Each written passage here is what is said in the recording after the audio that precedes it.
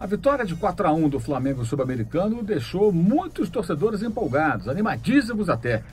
Deixaram o Maracanã vibrando, eufóricos, o que é perfeitamente natural, né? O torcedor vai ao jogo, ele quer curtir, ele quer ver gols, ele muitas vezes não está muito preocupado com aspectos táticos, desempenho da equipe, ele quer ver o resultado.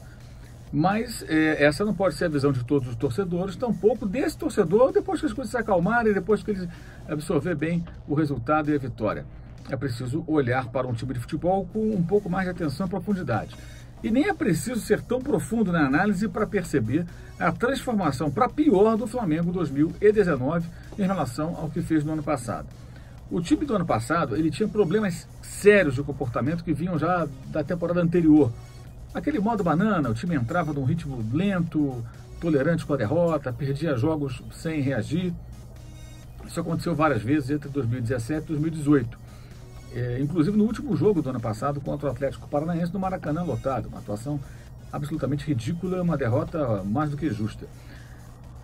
Só que o time sabia trabalhar com a bola, o time tinha alguns predicados. É um time que, nos seus bons momentos, se defendia bem, como, por exemplo, no jogo contra o Grêmio da Copa do Brasil, no Maracanã, como suportou a pressão gremista e conseguiu a classificação vencendo por 1-0. Contra o próprio Grêmio, no segundo tempo do jogo da Copa do Brasil em Porto Alegre, quando buscou o empate no último minuto, mas dominou totalmente a segunda etapa da partida.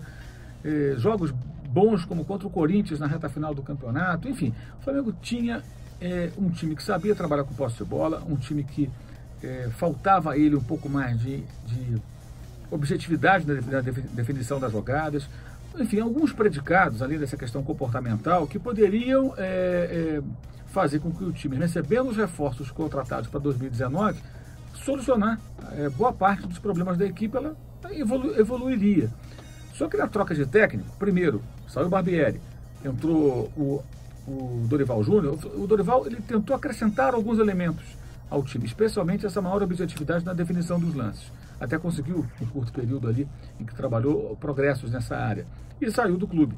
O Abel Braga chegou em 2019 com ideias totalmente diferentes, nitidamente inspirado no Palmeiras de Filipão, um time que joga com menos posse de bola, que não faz questão de tê-la, que joga mesmo em casa, como foi sábado. O Santos teve muito mais posse de bola, com um time muito mais reserva do que o do Palmeiras, que também tinha algumas reservas em ação. E o Palmeiras está acostumado com isso, ganhou o campeonato assim, não era tão diferente com o Cuca em 2016. O Flamengo é diferente, o Flamengo jogando no Maracanã especialmente, tendo uma equipe tecnicamente qualificada para os padrões aqui do nosso futebol, e é o caso, naturalmente o Flamengo vai ter que se impor, vai ter que ter a bola, vai ter que agredir. Claro que é importante o time saber jogar também de uma outra forma, a dita forma reativa, se defendendo, esperando, contra-atacando, sim, porque alguns adversários vão impor essa situação. Mas especialmente quando jogarem seus domínios, o Flamengo tem que ter outra postura. E não é o que está acontecendo. Não foi contra o Fluminense, não foi durante parte do jogo, pasmem, contra o Americano. O Americano de Campos, um time modestíssimo, fraquíssimo, com muitas falhas coletivas e individuais. A mais grotesca gerou o terceiro gol do Flamengo, marcado pelo Gabriel Barbosa, o Gabigol, o primeiro gol dele com a camisa rubro-negra. Em suma, o Flamengo conseguiu permitir que o Americano não só fizesse um gol, como finalizasse 10 vezes e 5 no alvo. Algo assustador. Assustador. O Flamengo jogou até agora, nessa temporada, 8 jogos oficiais, e o Flamengo só no jogo contra a Cabo Friense, outro time paupérrimo, tecnicamente falando, só naquela partida o Flamengo saiu de campo sem levar gol. Ou seja, a defesa não é sólida, permite finalizações ao adversário, quase todas as vezes sai de campo sendo vazado, e quando consegue fazer um placar desse tipo de um time tão fraco como o Cabo Friense, agora americano, qual o peso disso?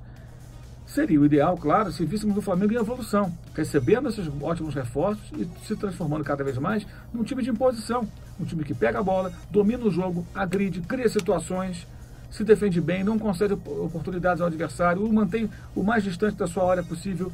Essa seria a sequência de um trabalho com evolução. E claro, acrescentando outros elementos, como saber jogar fechado, como o Flamengo fez no ano passado, que é um exemplo, pressão fortíssima que o Flamengo teve que suportar e ganhou o jogo. Atlético Mineiro em Belo Horizonte. Gol do Everton Ribeiro na arrancada do Vinícius Júnior. O Flamengo sofreu a pressão fortíssima do Galo, aguentou a pressão, segurou ali atrás e em algumas estocadas ameaçou, numa delas encaixou a jogada que deu a vitória ao time carioca. E agora nós estamos acompanhando o que é uma regressão, uma nítida regressão. Só que com os placares absolutamente mentirosos desse Campeonato Carioca, que é um campeonato com equipes muito fracas, mas muito fracas, bem, aí os números começam a causar uma certa ilusão. Ilusão coletiva perigosa, perigosa. E preste atenção no que eu vou te falar. Cuidado com os elogios fáceis que algumas pessoas fazem ao time do Flamengo por conta dessas vitórias enganosas contra times adversários fraquíssimos, risíveis. Cuidado, porque se o Flamengo embarcar na onda, acreditando que esse é o caminho, que isso aí tá bom, é meio caminho andado para um novo fracasso. Preste atenção. Valeu, saudações.